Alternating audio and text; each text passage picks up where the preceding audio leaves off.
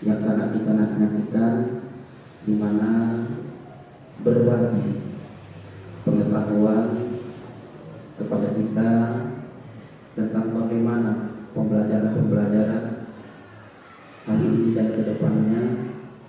Untuk itu, atas nama kami seluruh guru mengucapkan sebelumnya terima kasih kepada ibunda kita Nur Ainun Ginting dan kepada ibunda kita kami persilakan dengan waktu yang seluas-luasnya untuk mengimbaskan apa itu modul 1.4 ini. Untuk itu kepada ibunda kami persilakan dengan segala hormat.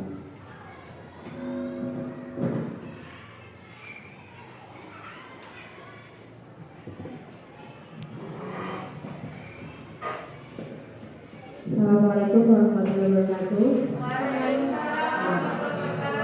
Ya, terima kasih Bapak Ibu yang telah datang untuk acara kita hari ini, pembahasan horizon keempat budaya positif di SMP Negeri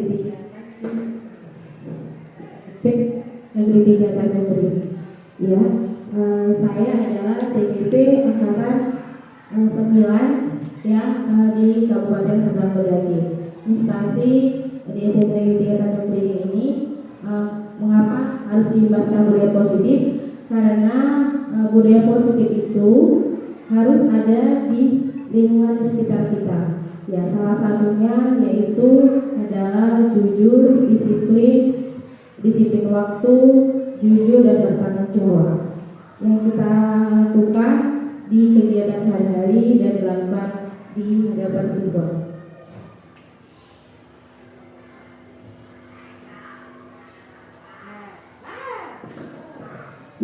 Nah, ini dia budaya positif ya Bapak Ibu semua teman-teman, yang merupakan nilai-nilai keyakinan kebiasaan-kebiasaan di sekolah yang berpihak pada murid agar murid dapat berkembang menjadi pribadi yang kritis, penuh hormat dan bertanggung jawab. Ya, lanjut. Nah, budaya positif ini ada dia topiknya. Disiplin positif itu nilai kebajikan universal, ya, ada teori motivasinya, hukuman, penghargaan, restitusi, kebutuhan dasar manusia dan dunia berkualitas. Restitusi yang kelima ini, posisi kontrolnya dan keyakinan kelas. Nah, jadi Bapak Ibu, sebelum kita memulai pelajaran, biasanya itu ada namanya keyakinan kelas, kesepakatan kelas. Nah, itu dilakukan agar siswa tadi itu, pada murid tadi itu teratur dalam melaksanakan pembelajaran yang kita lakukan. Ya, salah satunya keyakinan kelas kesepakatan kelas itu yang kita sepakati bersama murid kita, yaitu tadi itu tidak datang terlambat, mengerjakan soal seperti itu. Itu keyakinan kelas. PAT. Selanjutnya adalah pertanyaan tematiknya, hukuman dapat mendisiplinkan anak. Ya, menurut Bapak Ibu, hukuman itu dapat mendisiplinkan anak atau tidak? Ya, hukumannya itu tergantung ya Bapak Ibu, ya kan. Kalau hukuman itu ada hukuman fisik, ya kan. Kalau fisik yang tidak boleh kita lakukan. Yang kedua, pemberian hukuman dengan hal positif seperti membaca, ya kan, terus membersihkan halaman sekolah dapat meningkatkan disiplin anak. Terus memberikan penghargaan yang selamat, mendapatkan nilai yang bagus nak, ya kan, dan meningkatkan motivasi belajar anak. Nah, perubahan paradigma. Nah, tugas kita ini yaitu sebagai dari pengepal terus menyimpan sesuatu sangat berharga. Nah, ini kayak misalnya yang pernah dilakukan sama Bu Mariani, CGP angkatan 7. Ya, sesuatu yang dikepalkan. Ya, ini tadi itu berharga. Misalnya uangnya berapa? 100.000, ya kan? 100.000 itu supaya dia tidak terbuka. Kalau supaya dia terbuka itu 100.000 tadi itu pasti Bapak Ibu untuk merampas uang 100 juta itu ada aja hal-hal yang supaya dia terbuka, menggelitikinya, ya kan? Terus apa? Menggoda-goda dia, buka, minta uangnya, gitu kan? Nah, jadi paradigma perubahan tadi itu dalam sekuat-kuatnya itu pentingnya dalam kehidupan kita adalah yang pertama ini dia perubahan paradigma tadi itu ilusi dalam mengontrol murid. Nah, murid ini tadi itu ya, kita itu bukan yang menggerakkan siswa, ya, tetapi ilusinya tadi itu siswa tadi itu kita tuntun sesuai dengan filosofi Hajar Dewantara, ya, bahwasanya kita yang menuntun siswa. Nah, kita ini tadi itu pedomannya.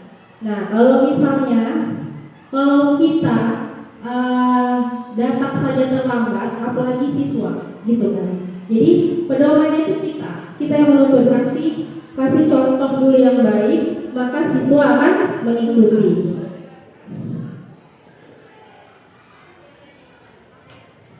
Siapa sesungguhnya memiliki kontrol? Ini stipulasinya.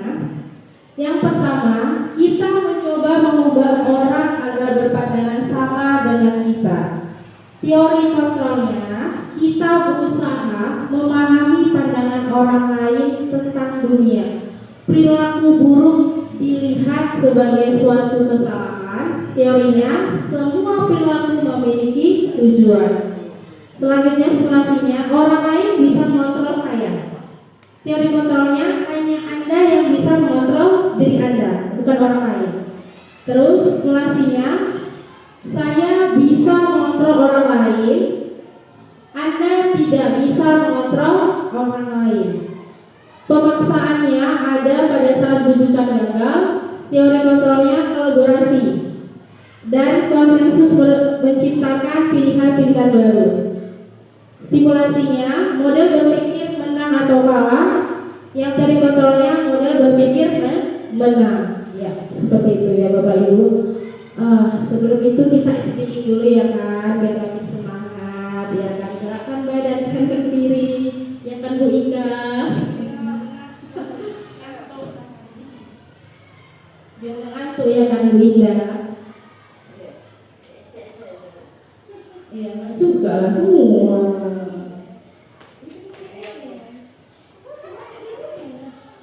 Terus kalau gitu.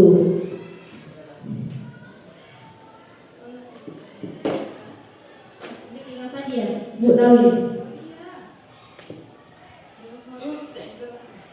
Pak Iwan, ini Pak Iwan yuk, kita mulai yuk.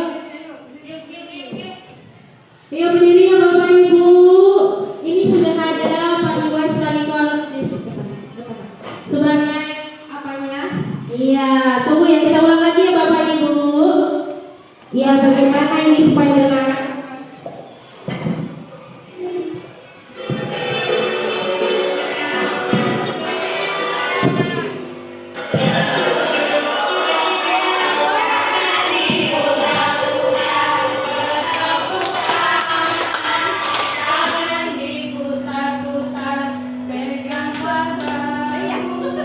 Tangan diputar-putar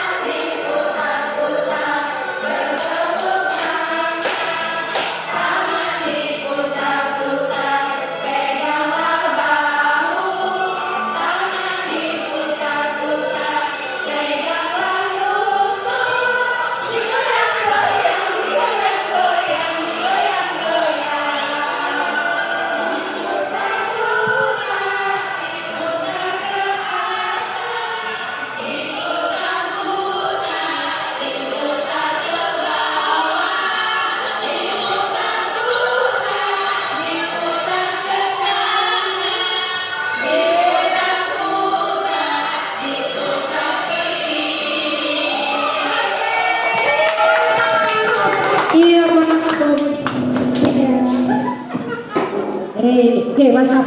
Ya mantap Bapak Ibu, terima kasih atas semangat ice breakingnya Pak Iwan yang paling semangat di antara yang lain karena dia sudah makan siang. Yang lain belum. Akan segera makan. Jadi ice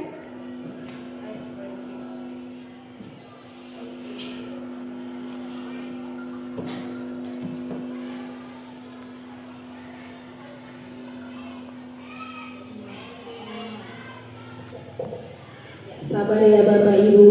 Oke, mantap. Jadi sebelum itu tadi ada ice breaking. Kenapa kita perlu ice breaking? Nah, gurunya aja senang melakukan ice breaking, apalagi siswa. Jadi sebelum kita mulai pelajaran, di awal pelajaran, ice breaking itu perlu biar stimulus anak tadi itu keluar, dia semangatnya. Tambah lagi kalau dikasih duit, seneng ya.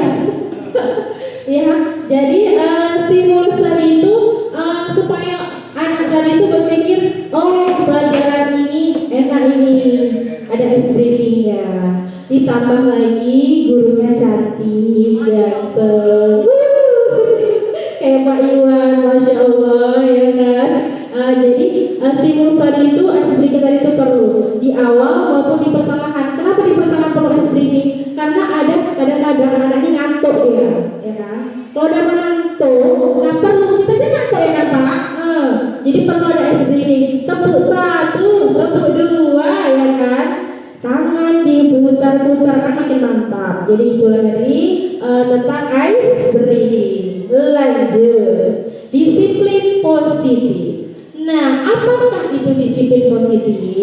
Ya, merupakan pendekatan mendidik anak untuk melakukan kontrol diri dan pembentukan kepercayaan diri. Nah, disiplin positif ini tujuannya untuk bekerja sama dengan murid dan tidak menentang mereka. Nah, jadi kita rajakanlah murid tadi itu ya. Jadi murid itu dihambakan lah, segalanya berpusat pada murid. Nah, lanjut. Tujuannya apa? Untuk menanamkan positif, motivasi yang ketiga pada murid yaitu menjadikan orang yang mereka inginkan dan menghargai diri sendiri dengan nilai-nilai yang mereka percaya. Nah, jadi mereka tadi kan ingin misalnya mau jadi guru karena dilihatnya guru tadi itu semangat mau jadi guru. Nah, kita kasih contoh yang baik.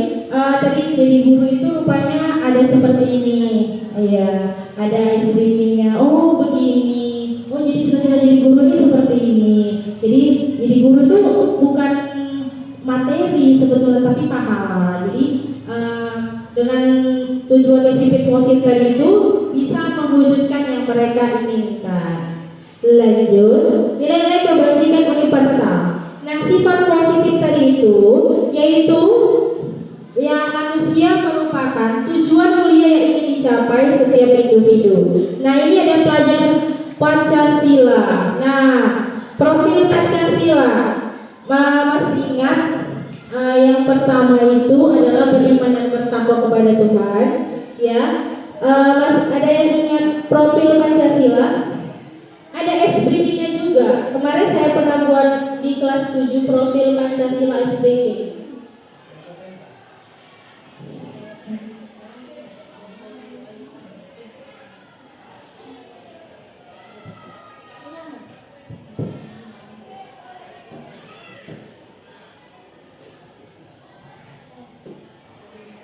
Cobi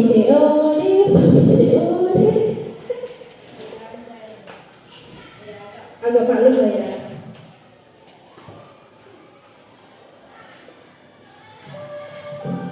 Nah, ini dia profil Pancasila.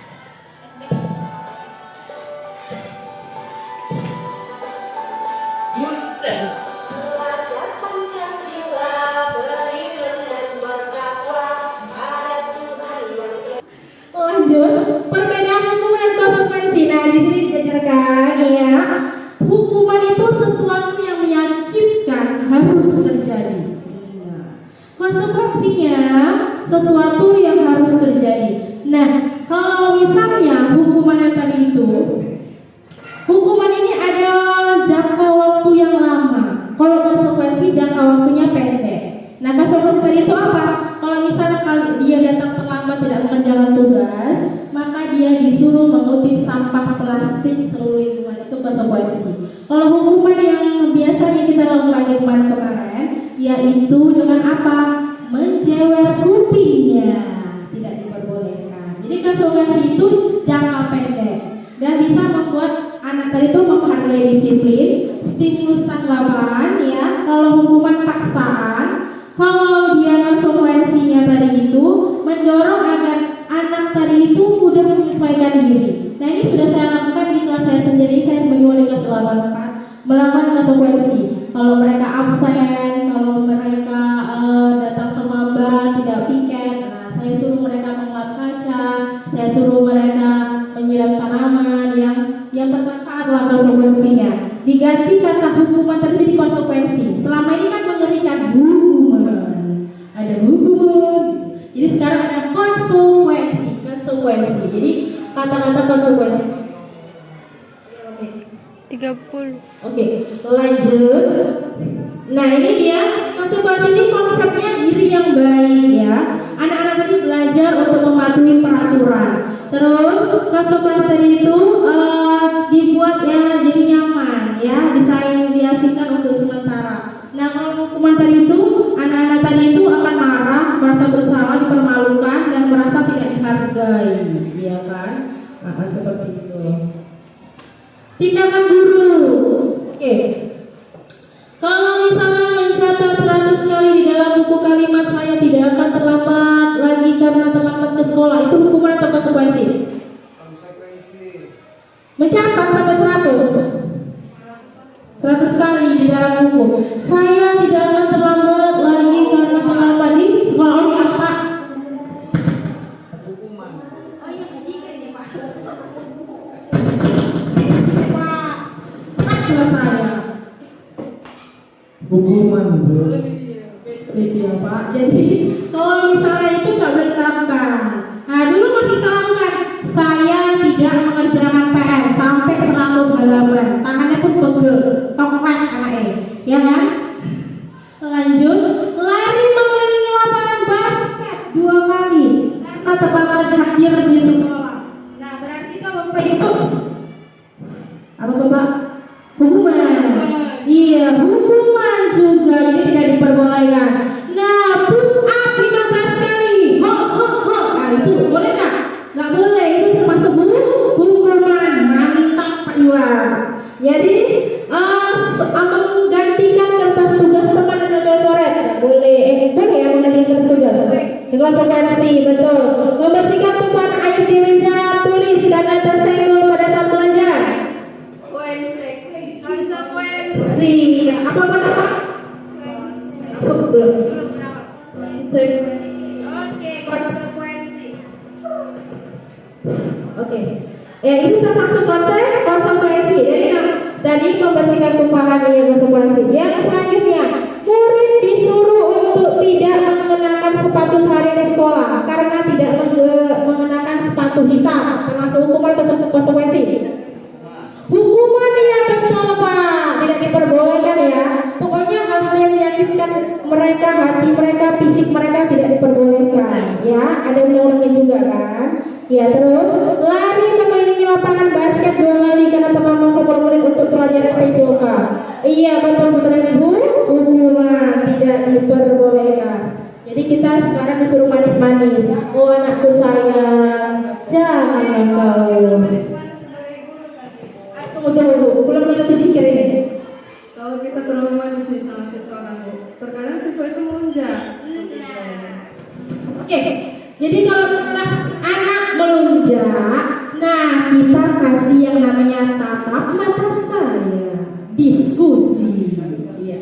Jadi kita panggil mereka, Bu Nawa, kita tanya, oh anak ibu yang paling cantik ganteng, mengapalah kau tidak mengerjakan tugas? Begitulah. Pokoknya janganlah kita sakiti dia, hati dia, fisik dia. Ya kan Bapak Iwan? Iya. Jadi harus lembut-lembutlah kita sekarang, sesuai dengan hajat Dewantara, menuntut mereka supaya mereka lebih bahagia. Ya, lanjut. Nah, betul kan ya? Ada hukuman, konsekuensi, hukuman, konsekuensi.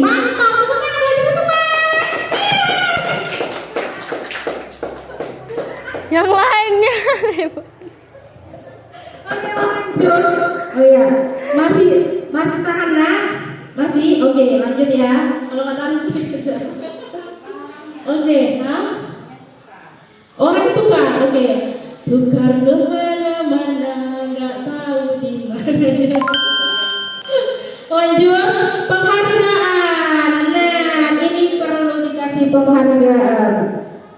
Suatu karya yang sudah dihasilkan siswa, kayak saya mengajar prakarya.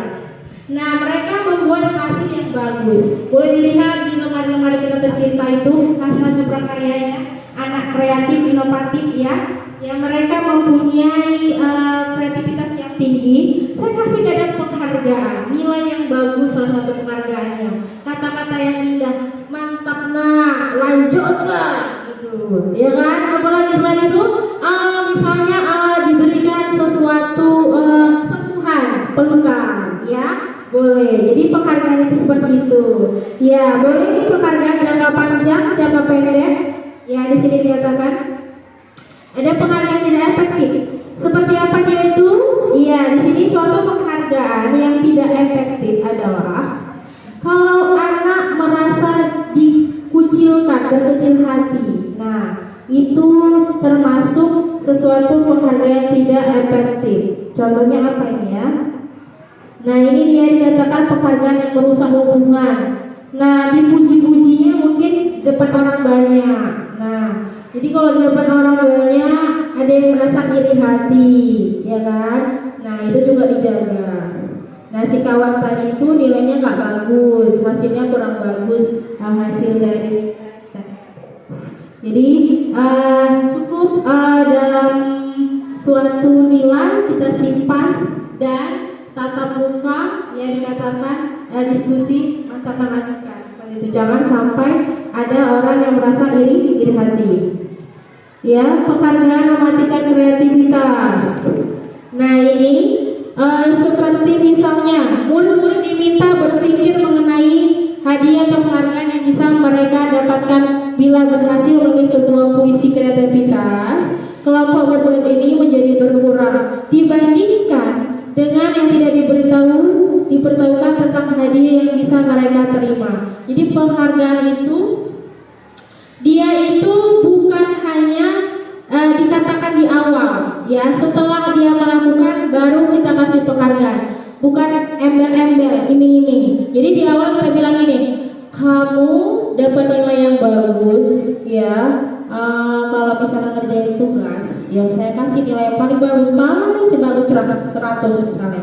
Terus setelah itu rupanya nggak dikerjakannya. Setelah nggak dikerjakannya, berarti dia nggak dapat penghargaan, berarti dia nggak tulus mengerjakannya. Jadi jangan di awal mengatakan penghargaan, setelah dia melakukan baru dikatakan ini kamu penghargaannya. Saya kasihlah suatu nilai yang bagus. Oke, sampai di sini mengerti Bapak Ibu? Mengerti? Oke, atau kita speaking lagi berdua. Kebutuhan dasar manusia dan dunia berkualitas. Udah ngantuk kan kita berusaha?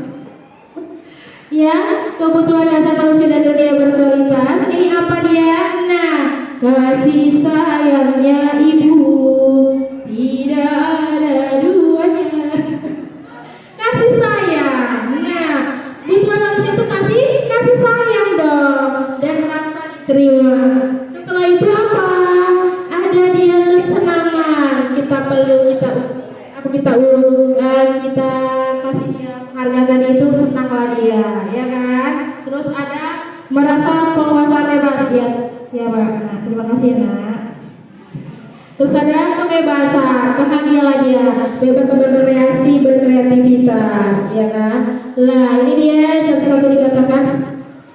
Kebutuhan bertahan hidup tadi itu ada dia misalnya kesehatan, rumah, makanan, kasih sayang tadi itu dari mana? Dari keluarga, dari lingkungan sekolah juga bisa. Ya, pertanyaan pematiknya. Ibu Ambar, guru wali kelas 2 di SD Pelita Hati, sedang menghadapi ulah salah satu murid di kelasnya, Doni. Beberapa anak di kelas 2 telah datang padanya dan mengeluhkan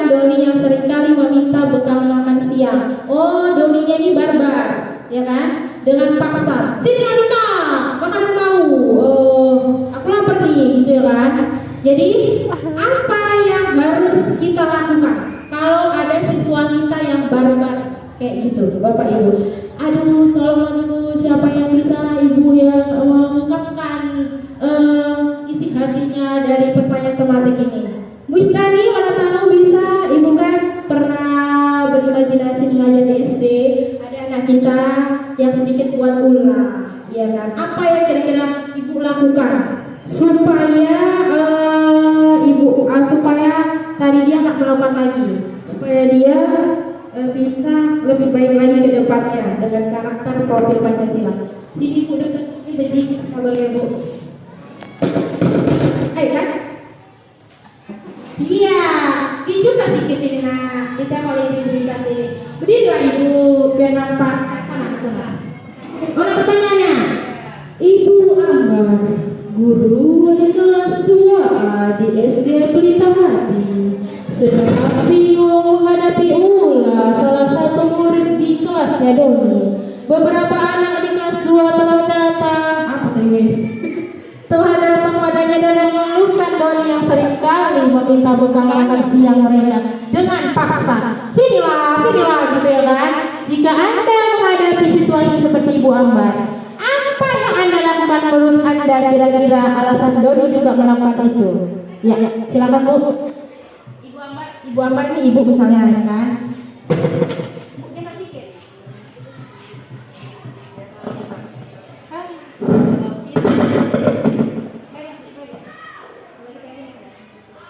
Kalau saya untuk mengatasi anak yang membuat ulah, ya saya tanya itu apa permasalahannya.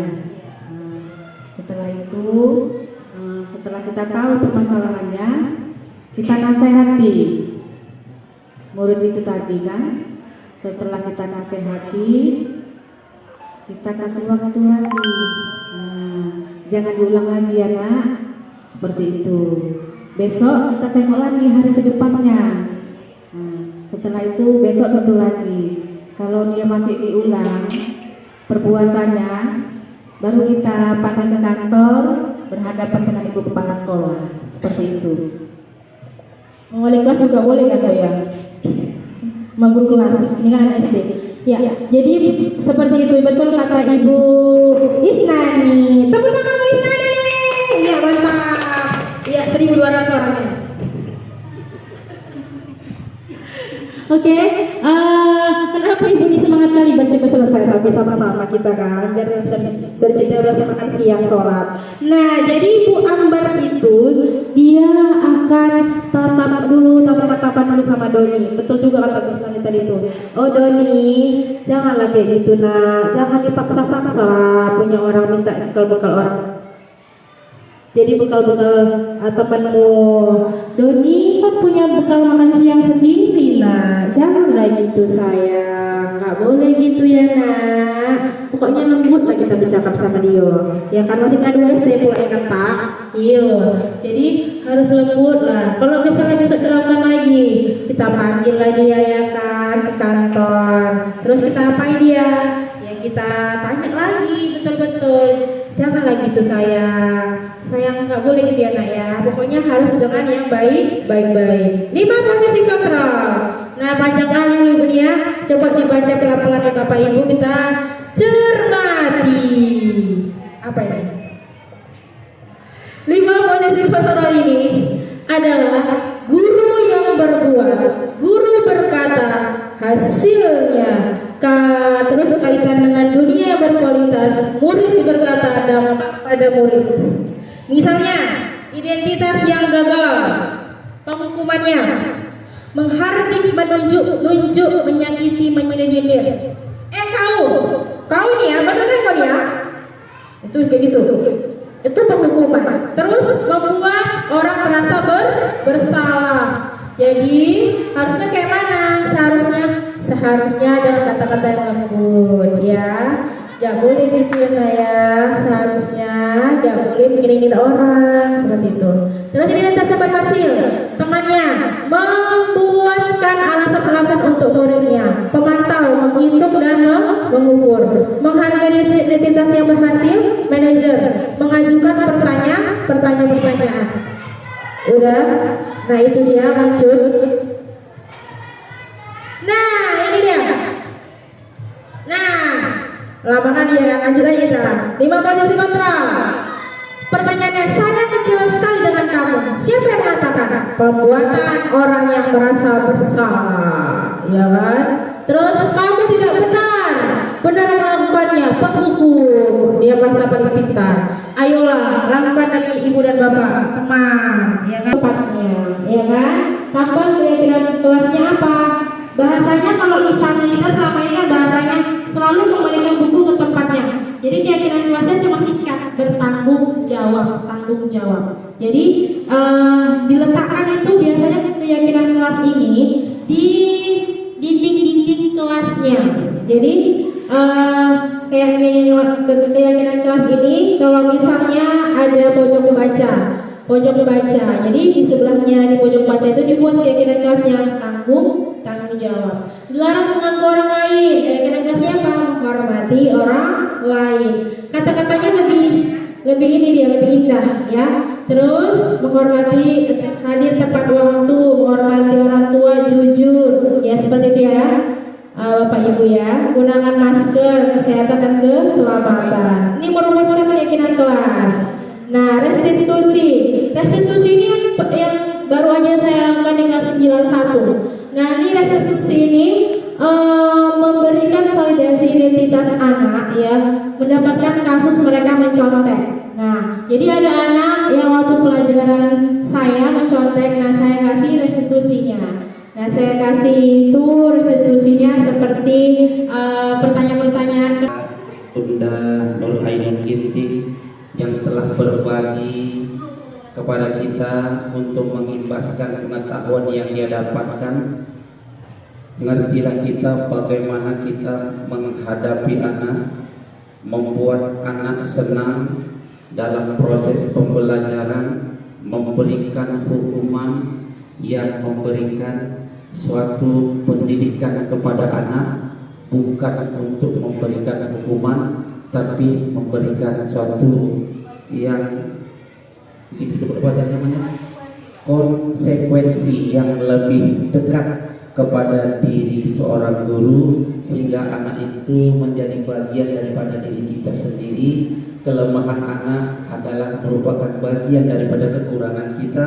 Kita berdiri adalah sebagai orang yang diharapkannya, sebagai orang yang akan membangun jiwa dan raganya, dan kita bukan sebagai sesuatu yang menakutkan di dalam kehidupannya. Sehingga dengan demikian membuat kita itu tepat dalam bagaimana memberikan pendidikan kepada anak. Dan inilah yang kita dapatkan. Ternyata bahwa keberhasilan anak itu tergantung bagaimana sikap kita kepadanya, terutama sikap kita ini harus lebih kepada sikap kasih sayang kepadanya, bukan sebagai suatu sikap yang memberikan hukuman yang membuat anak itu jauh dari kehidupan kita. Tetapi konsekuensi yang kita tanamkan bahwa segala sesuatu itu harus dilaksanakan, dasarnya adalah marilah kita saling bertanggung jawab kepada diri kita, bertanggung jawab kepada. Assalamualaikum warahmatullahi wabarakatuh. Waalaikumsalam warahmatullahi wabarakatuh. Ya, selamat pagi anak ibu. Pagi bu. Nah, ibu bilang pagi, jawabannya pagi. 3 kali ya sayang ya. Selamat pagi anak ibu. Pagi. SMP Negeri 3 Tanjung Beringin bersih. Hari ini kita belajar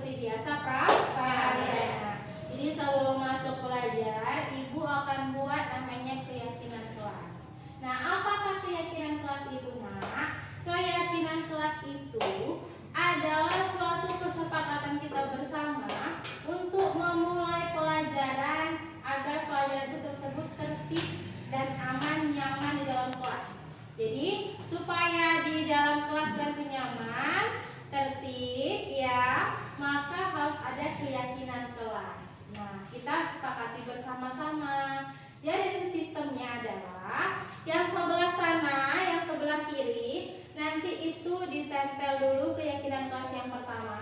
Udah. Sebelah kanan nanti itu keyakinan kita bersama-sama. Yang sebelah kanan itu masih yang pertama kalian coba-coba dulu. Udah. Setelah itu yang kedua baru ke kesepakatan bersama.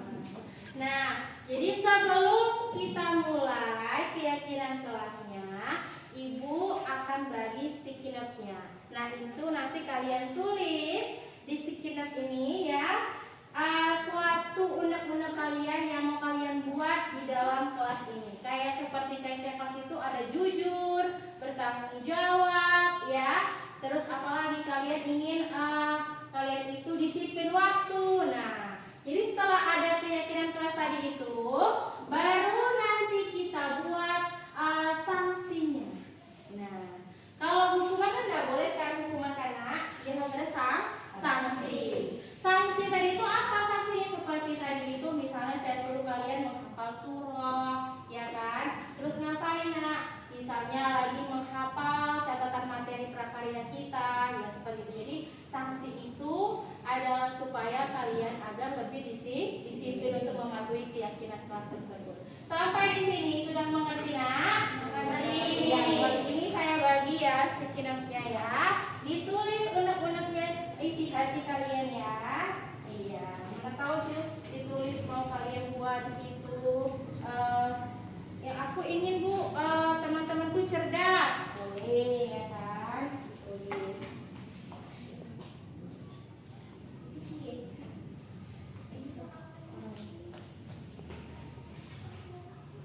Ya, ditulis. Yang ada tulis, kalau ada bukan itu aja.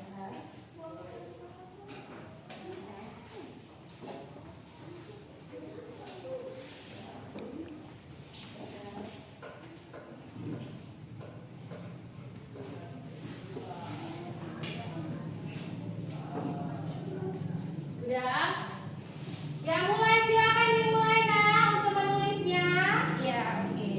Tulis ya nak, silakan tulis. Pada keti orang nih lagi nulis lagi Anakku, Bu. Ya, ditulis ya sayang ya.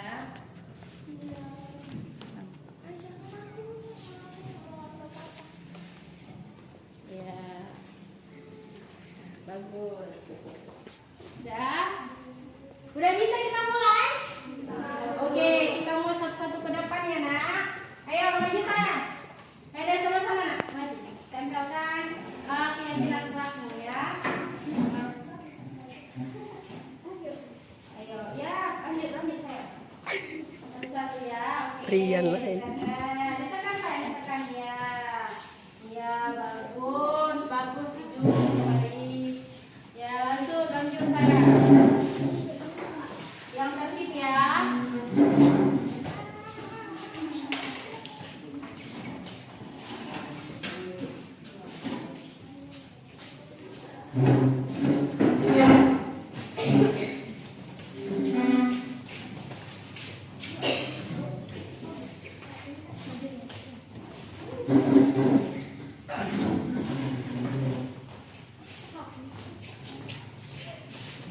Lanjut sayang.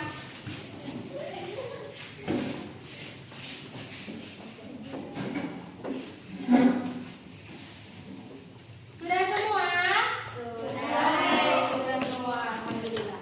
Jadi yang pertama saya bacakan keyakinan kelasnya yang ini kalian lakukan yang ada di kelas kita itu adalah disiplin dalam belajar. Cocok?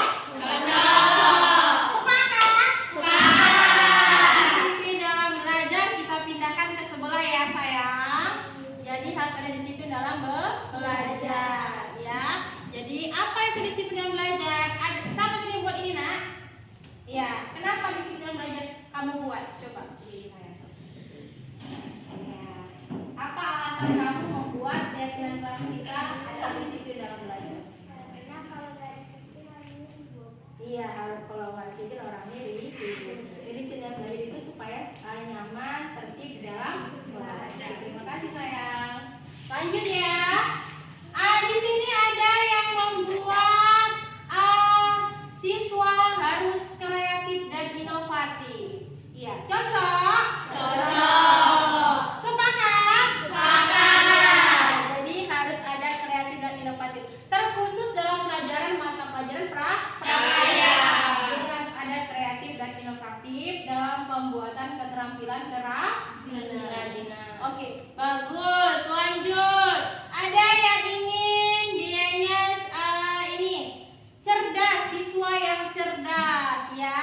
cerdas. Jadi di dalam kelas itu ingin teman-temannya semuanya cerdas. Nah, jadi kita sama-sama sepakat supaya kita semua menjadi siswa peserta didik atau menjadi siswa yang cerdas, kreatif, inovatif, apalagi disiplin dalam belajar, apalagi jujur. Iya sayang. Nah, ini terjadi tidak ada, supaya nggak ada kecurangan harus ada sikap yang namanya sikap kebajikan apa? Jujur. Nah, lanjut ya, apalagi namanya nih? Bertanggung jawab. Nah, ketika sudah disiplin belajar harus ada bertanggung jawab. Untuk apa? Bertanggung jawab untuk masalah tugas yang saya berikan. Apalagi ini sayang, murid-murid peserta didik semangat dalam belajar. Nah, seperti itu harus ada semangatnya. Udah lanjut.